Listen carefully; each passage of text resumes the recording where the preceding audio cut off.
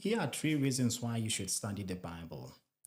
The first reason is so that you may get to know God and understand the character of God.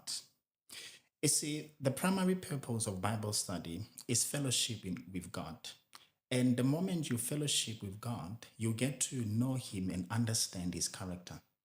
You can never get to know a person unless you have a fellowship with them. The more you fellowship with somebody, the more you get to know them and the more you get to understand their character.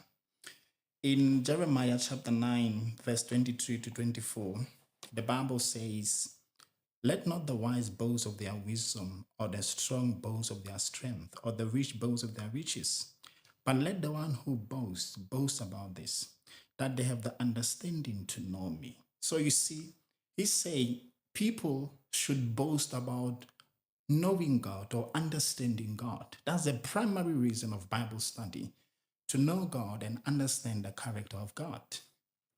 And then number two is for spiritual growth and maturity.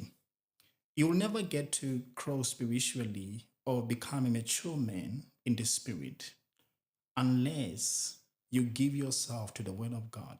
If you don't study the Bible, if you don't study the Word of God, you won't grow as a Christian because the Word of God is food for your spirit. Your spirit needs the Word of God in order to grow, and you need the Word of God in order to understand God as well.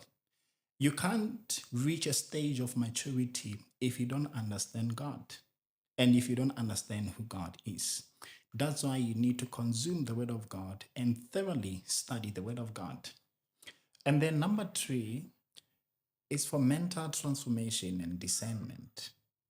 Your mind will never be renewed as long as you don't study the Word of God. You may be born again, but then if you don't study the Word of God, you still think like somebody who is not born again. You still behave like somebody who is not born again. And that's why you need to study the Word of God, understand the Word of God, so that you can renew your mind. And then as you renew your mind, you sharpen your discernment.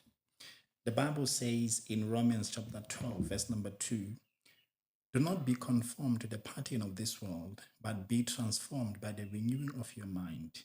Then you'll be able to test and approve what God's will is, his good, pleasing, and perfect will of God.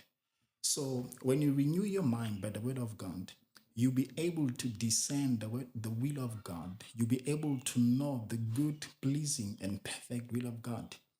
You can't know the will of God if your mind is not renewed. That's why you need to study the word of God.